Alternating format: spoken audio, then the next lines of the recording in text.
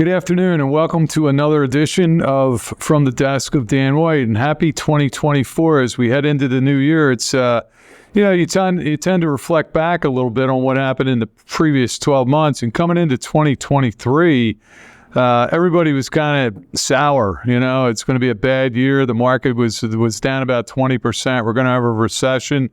And over the past year, we watched the S&P pendulum swing down to 3,764 and then rebound to just about its all-time high. I mean, as I sit here today, we're literally like 8 points off the all-time high.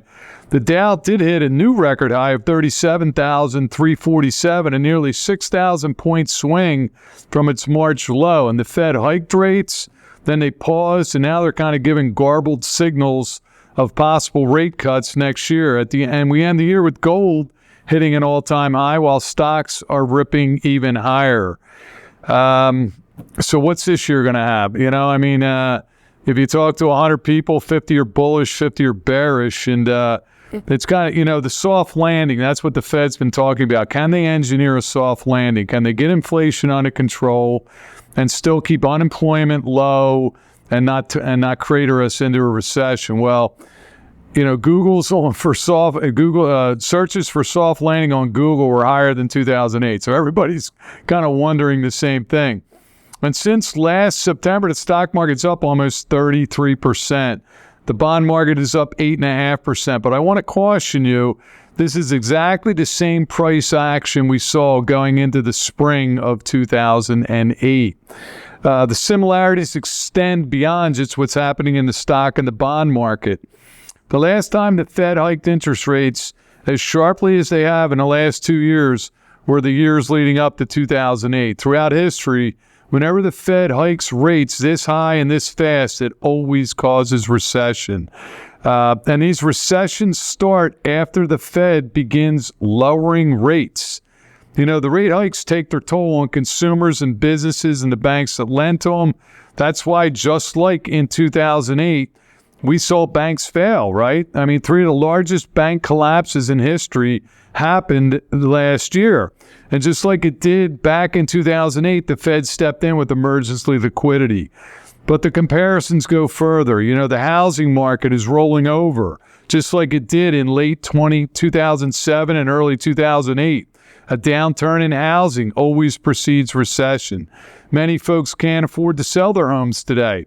Existing home sales have fallen 5 straight months and are at the lowest level since the aftermath of the last crisis. Unemployment rate is rising, not very fast, mind you, but it's still starting to go up. And the truth that you're not hearing from the financial media is that consumers are in the worst financial shape they've been in since the Great Recession. Credit card debt's at an all-time high and now is above $1 trillion. The average credit card interest rate is north of 24%. Consumer savings have been completely depleted. So, it's one main reason I think there's going to be a recession. The yield curve inversion, we've been talking about this for going on 18 months. Short-term treasury bills are paying out more than long-term bonds. And this is close to the deepest inversion level ever. And it's falling. And every time this has happened, a recession has followed. And if the Fed does cut rates even temporarily during the recession, I'm looking for stocks to drop, not rise. For some reason, when the Fed said they're going to have 3 rate cuts next year, the markets took off. Now, a lot of people think that stocks will rise when the Fed cuts rates, but historically, stocks stage an enormous bear market when the Fed cuts rates. I'm looking at a table, and the average, when they start cutting rates, when they pivot, the average drop is 28.3%, and the average length of time is 14 months. So, I don't think we're out of the woods yet, no matter what happens. And it's also an election year, so we have to look at this from a seasonality perspective. Typically, starting about the middle of January until the end of May in election years, we have a bear market. So, and we didn't get to Santa Claus rally this year. The market's dropped a couple days. Who knows what's going to happen? It's going to be, I think we're going to see volatility this year. And I think there's a recession on the horizon. I know I sound like a broken record, but it's coming, and it's coming, I think, this year. So that's our market update. I do want to alert people that we've started our dinner seminars again. We're going to start them on January the 17th. And we do have, we're already planning our first referral event for May. So if you've got a friend, a colleague, a neighbor that you think might be interested in some of the work that we do, if you bring them out to one of our seminars, they don't have to book an appointment. They don't have to even become a client. You will get invited to our next referral event. So we have one in the spring and one in the fall. So keep that in mind. If you've got friends that you want to refer to us, great way to do it is to take them out to one of our dinner programs where we'd love to meet them. Taxes, it's tax season. So I want to make you aware of that.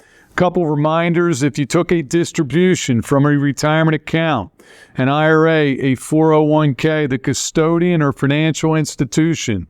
For a lot of our clients, it would be American Equity, TD Ameritrade, Charles Schwab. They have until January the 31st to mail out your 1099-R forms. So don't get alarmed. You haven't gotten them yet. They have until the end of the month.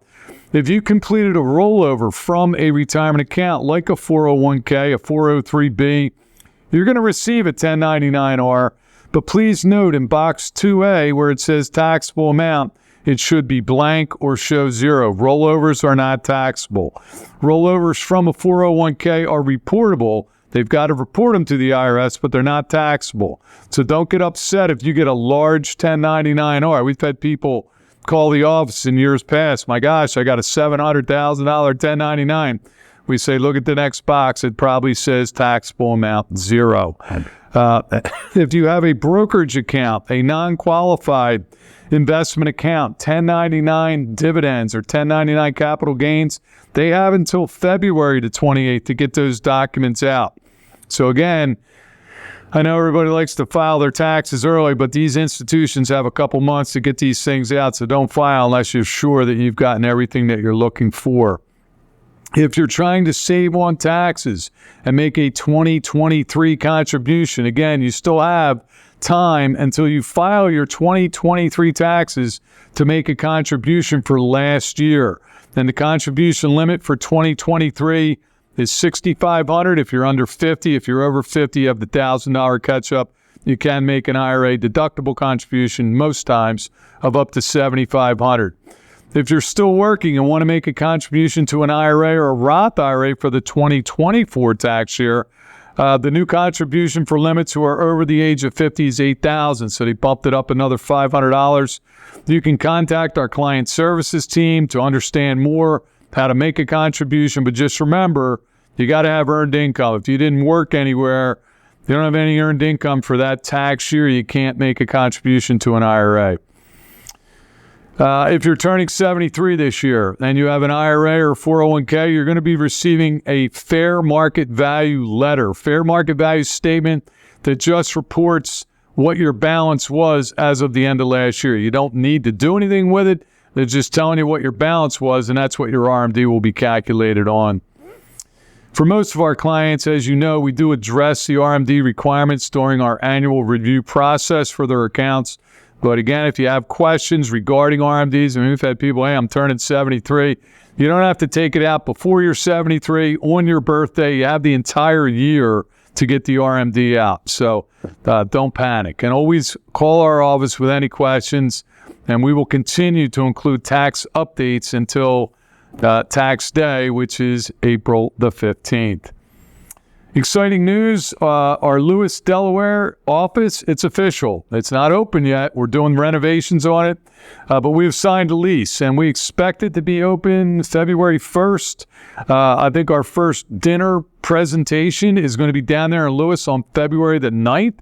So I know a lot of you have homes down in the Lewis, Rehoboth area, and if you have friends that live down in that area, neighbors, please tell it it'd be a great time. Go down and bring them out to a dinner program. We would love to meet them, and again, we'll be able to service them locally out of our Lewis, Delaware office. And the last thing on our agenda for today is We really want to thank everybody for Google reviews. It has really ramped up our online presence. We do have 2 separate places to give Google reviews. If you want to give somebody, myself or Allison or our client service team in Glen Mills, you can go on and do the Glen Mills Google review.